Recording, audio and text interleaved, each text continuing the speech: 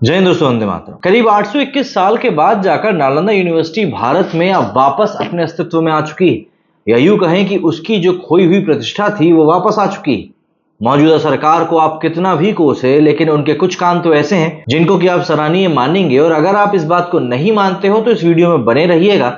मैं जानता हूं आप इस बात से कन्विंस हो जाएंगे और इस वीडियो को शेयर किए बिना तो जाएंगे ही नहीं। दरअसल अभी के समय में दुनिया की सबसे वैल्यूएबल यूनिवर्सिटी ऑक्सफोर्ड यूनिवर्सिटी करीब 900 साल पुरानी है, पर नालंदा यूनिवर्सिटी 14 साल पुरानी है। जब नालंदा यूनिवर्सिटी जल रही थी तब सारी किताब राख में बदल चुकी थी। तब जो धुआं इन किताबों के जलने से उठा था वो आसमान तक जाते हुए देखा जाता था। और ये बात मैं नहीं बल्कि मिनहाज और सिराज, जो कि पर्शियन हिस्टोरियन थे, उन्होंने कही थी कि जलती हुई किताबों को देखकर बहुत ज्यादा पीड़ा हो रही है, क्योंकि वो बस किताबों का जलना नहीं था बल्कि हजारों साल के रिकॉर्ड्स का जलना था। ये घटना आज से करीब 831 साल पहले हुई थी। अगर भारत में नालंदा यूनिवर्सिटी आज होती तो भारत शायद बहुत पहले ही एक डेवलप्ड नेशन बन चुका होता। ऐसा इसलिए क्योंकि अगर आप ओल्डेस्ट यूनिवर्सिटीज की लिस्ट देखोगे तो आपको पता चलेगा कि भारत का नालंदा यूनिवर्सिटी पूरे एशिया का सबसे पुरानी यूनिवर्सिटीज में से एक थी। भारत को सोने की चिड़िया कहा जाता था। आपको पता है ऐसा क्यों कहा जाता था? क्योंकि भारत में जो रिसोर्सेज थे उसको अगर एक्सप्लॉइट नहीं किया जाता, जिसको कि फॉरेन इन्वेडर्स ने बहुत जल्दी बर्बाद कर दिया, एक्सप्लॉइट कर दिया, तो आज भारत का पूरा नक्शा कुछ और ही होता, बल्कि बहुत ज्यादा एडवांस होता। और भारत सोने की चिड़िया है, ये बस कोई 100-200 साल पुरानी बात नहीं है। जब अंग्रेज 200 साल पहले राज करने के लिए आए थे भारत पे, उसी के अराउंड के टाइम की ही बात है। बल्कि आप 500, 800, 1000 साल पहले भी चले जाओ, इनफैक्ट 1000 से 500 साल पहले भी जाओगे ना, तब भी इंडिया का ऐसा पोजीशन था कि इसे गोल्डन बर्ड कहा जाता था। दुनिया की जीडीपी में इंडिया का जो योगदान था वो सबसे ज्यादा हुआ करता था। पर इस गोल्डन बर्ड को किसी की नजर लग गई, और किसी भी देश को एक बड़े लेवल पर ले जाने के लिए जो सबसे ज्यादा इंपॉर्टेंट चीज होती है वही इसकी बर्बाद हो गई, और वो होती है एजुकेशन। नालंदा यूनिवर्सिटी इसी चीज को भारत में प्रोवाइड करने का रिसोर्स थी। इवन सिर्फ भारत नहीं बल्कि भारत के आसपास से भी कई सारे जो पढ़ने वाले लोग थे, जो विचारक थे, वो सब यहां आया करते थे ज्ञान को अर्जित करने के लिए। नालंदा यूनिवर्सिटी में लाखों किताबें मौजूद, थाउजेंड्स ऑफ मैन्युस्क्रिप्ट मौजूद थी। एंशियंट मैथमेटिक्स नॉलेज, एस्ट्रोनॉमी की नॉलेज, क्या और क्या नहीं था यहां पर। मतलब आप जितनी बातें करें बस आपको हर चीज यहां मिल जाएगी। और आप एक चीज को समझो, उस समय तो इंटरनेट वगैरह भी नहीं था, तो उस समय ऐसा था कि नॉलेज को कोई कॉपी नहीं कर सकता था। और इंटरनेट के जमाने में जितनी जल्दी नॉलेज फैलती है वैसा कुछ भी नहीं था। और उस समय एजुकेशन कई चुनिंदा जगहों पे ही मिलती थी। और उस समय आप यकीन नहीं करेंगे, Nalanda university top most university थी, जहां पर कोरिया, जापान, मंगोलिया, तुर्की, श्रीलंका, इन सभी जगह से लोग पढ़ने के लिए आया करते थे। Logic, grammar, medicine, arts, mathematics, astronomy, spirituality, सब चीजें यहां पर मौजूद थी। अभी के समय में तो किसी भी चीज की नॉलेज बस एक गूगल सर्च दूर है, लेकिन उस समय ऐसा नहीं हुआ करता था। उस समय दूसरे देश भारत को देखकर सिर्फ इसलिए चलते थे और ये स्ट्रेटजीज बनाते थे कि भारत को आखिर कैसे तोड़ा जाए, और वो स्ट्रेटजीज को एग्जीक्यूट करने भी लगे थे। अनफॉर्चुनेटली ये एक समय के बाद में काम करने भी लगे। सबसे पहला अटैक नालंदा में 1524 साल पहले हुआ था, जब मिहिराकुला, एक हन रूरल ने नॉर्दर्न इंडिया में अपना साम्राज्य बढ़ाने के लिए नालंदा पे अटैक किया था। उसके बाद दूसरा अटैक आज से करीब 1424 साल पहले हुआ था। मतलब पहले अटैक के जस्ट 100 साल बाद, जब किंग ऑफ बंगाल शाह शंका ने नालंदा यूनिवर्सिटी पर अटैक किया था। उसके बाद नालंदा यूनिवर्सिटी 500 सालों तक बिल्कुल शांति से रही। और फिर दूसरे अटैक के करीब 500 साल बाद, मतलब आज से 831 साल पहले, तीसरा अटैक हुआ। और यह सबसे ज्यादा डिवास्टेटिंग अटैक था, पिछले हर एक अटैक से भी ज्यादा। और इस अटैक को किया था बख्तियार खिलजी ने, जो कि एक टर्किश रूलर था, बल्कि एक आर्म्समैन था। आज की डेट में भी आपको भारत में इसके नाम पर कुछ जगह तो मिल ही जाएंगी। यानी लिटरली भारत के बाहर के इन्वेडर्स ये काम करने में कामयाब हो गए। और इस घटना के बाद नालंदा का फिजिकल एग्जिस्टेंस पूरी तरह से मिट गया, और इस घटना ने शायद भारत को कई साल पीछे धकेल दिया। इसे एक घटना ने, जिसे कहते हैं ना क्वांटम मैकेनिज्म फ्यूचर टाइमलाइन, उसके कॉन्टेक्स्ट में भारत एक सफलता की राह पर जा रहा था, पर इस घटना ने भारत का पूरा भविष्य ही बदल कर रख दिया।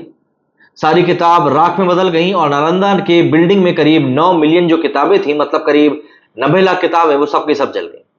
और जब बिल्डिंग्स में आग लगाई गई तब रिपोर्टेडली वहां के लोगों के हिसाब से महीनों तक ये आग जलती रही थी। और सिर्फ किताब ही नहीं, जब यह अटैक किया गया तो वहां पर जो स्कॉलर्स मौजूद थे, जो यहां पढ़ने के लिए आए हुए थे, उनमें से भी कई स्कॉलर्स को मार दिया गया, जो कि सिर्फ पढ़ने के लिए वहां पर मौजूद थे और कुछ भी नहीं। इस घटना ने पूरी नालंदा यूनिवर्सिटी की रेपुटेशन को बर्बाद कर दिया और वो रेपुटेशन आज तक वापस नहीं आ पाई। ये जस्ट एक अटैक नहीं था, बल्कि एक डिलिबरेटेड अटेम्प्ट था भारत की सॉफ्ट पावर को डिस्ट्रॉय करने के लिए। साल 2006 में जाकर डॉक्टर एपीजे अब्दुल कलाम ने कहा था कि let's revive the Nalanda university, इसे अब हम वापस लेकर आते हैं।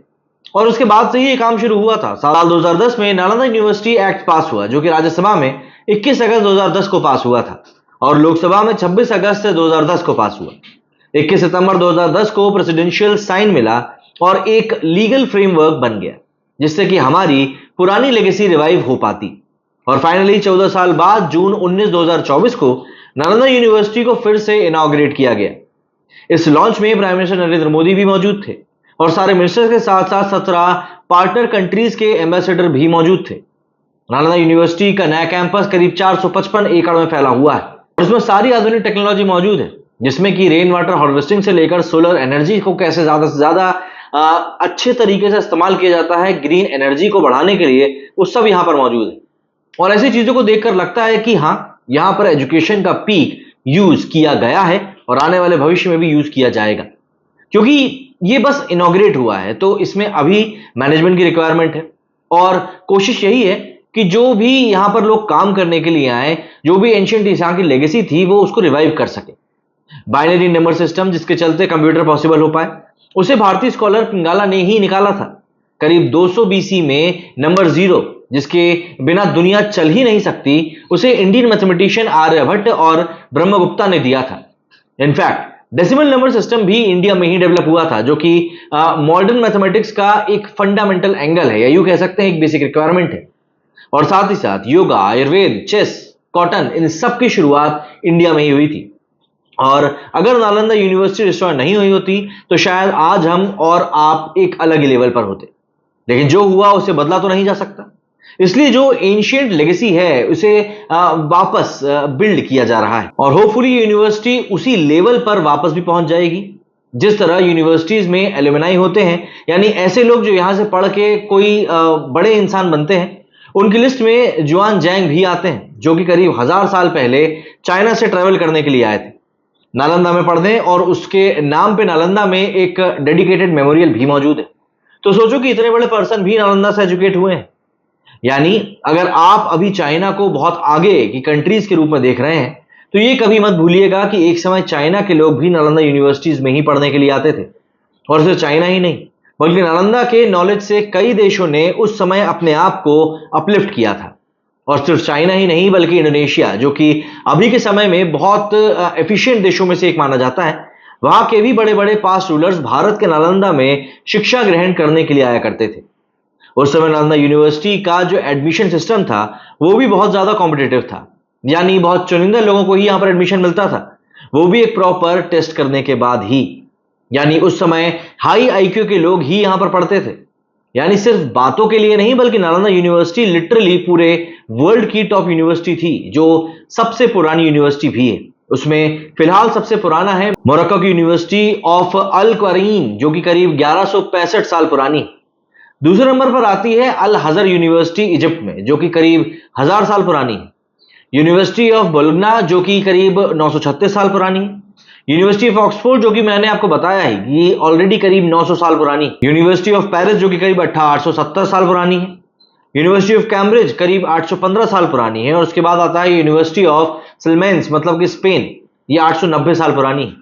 यूनिवर्सिटी ऑफ दुआ इटली करीब 802 साल पुरानी है। यूनिवर्सिटी ऑफ नेपोलिस, जो कि इटली में, ये भी 800 साल पुरानी है। और यूनिवर्सिटी ऑफ कोइम्ब्रा पोर्तुगल, ये करीब 734 साल पुरानी है।